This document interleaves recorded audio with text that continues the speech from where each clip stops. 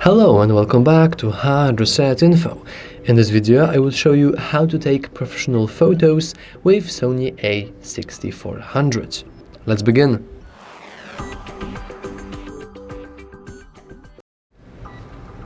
Okay, now this is not a full course on how to do beautiful photos, okay?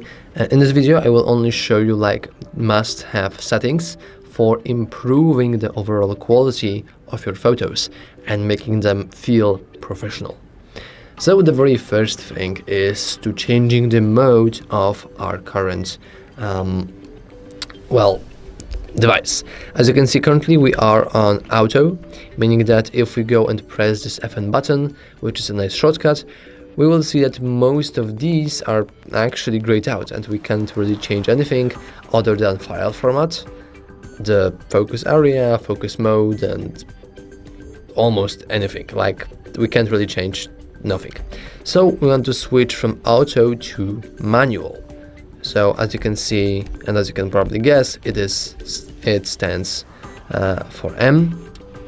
And now we are in a manual mode. If we go back to FN, we will see that now all of these options are enabled. So the other important thing about making professional photos is they are usually edited in some way. Maybe it's just the color temperature, maybe it's just, I don't know, some funky ways that you can improve the quality or the feeling or the themes, etc, etc. In order to improve your probability to edit your photos better, you want to switch the formats, because the normal JPEGs can't do much. Of course, you could edit with those, but they're not containing every single information about the photo. It's just the photo. However, if you switch it from JPEG to RAW, or RAW and JPEG if you want to, then RAW options will actually provide more information. They will keep the information about light, about balance, about all of that cool stuff. So it is really important. Now in the FN options we can still play around with some things. For example, we have the ISO options.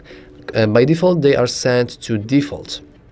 By default they are set to auto, but we can switch it manually, so we can basically increase or decrease the lighting condition and how much light can actually come through the lenses. So as you can see, we can take it to some extreme levels if we want to, but if we set it to auto, then we have the option to simply go to exposure composition. And in here we can do the same thing, but maybe without blasting your eyes with light. As you can see, we can clearly and pretty nicely make a nice composition depending on light, which I think is really good. So for example, I will now lower this. And yeah, that's pretty cool. Now the focus. As you can see, by default, if we use the little let me just widen it up a little bit. If we use this, we will increase the zoom. As you can see, now I will move it here and I'm increasing the zoom. This way I can decrease it. It's pretty self-explanatory. However, if we switch the focus mode, so I will now go here, I will actually bump up the exposure because it is pretty hard to see. So if we go and switch the focus mode, currently it is to continuous autofocus, and the continuous option is really good for recording. Now if you want to know more information about smooth autofocus while recording or filmmaking, I just recorded a tutorial on that. But we want to take manual focus. If we go to manual focus, we will see that now if we move like this, we are actually manually increasing our focus. So for example, now I can manually switch for the best possible focus here, just like that, or I can increase the focus on this part. Now if you are wondering why my image is automatically increasing and why do I have zoom when I'm changing the focus, it is a really easy option. It is in, I actually forgot where it was. It is here in MF Assist. This is for making a zoom while changing your manual focus. Now it's gone.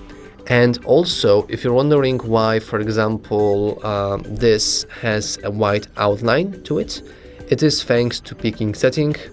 We can always just lower it down, change its color, or simply disable it completely. We can change it to, for example, yellow, and we can increase the level so it will be more visible.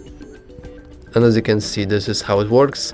It will basically show me the edges of my current object for some better focus. Manipulation, though, it is pretty annoying, so we can disable it later. And now lastly, if, for example, you don't really want to, well, let's say change the... if you are too scared to go to a program and, you know, manually modify or edit your photo, you can always go here to white balance. So for example, if you are recording outdoors, you can set it to daylight, or for example, daylight or day white or cool white and all of that. This is the first part of making themes. But if you are looking for legit themes, then you can leave it as auto and go to FN. Now go to creative style, and in here you can choose a bunch of different themes.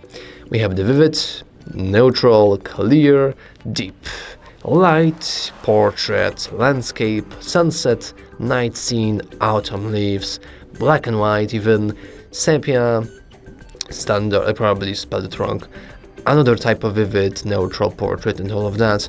So as you can see, we do have many different options, which are really cool. So if you want to improve the quality or overall feel of your photos, you can just quickly go here, change some stuff, and maybe it will improve the quality.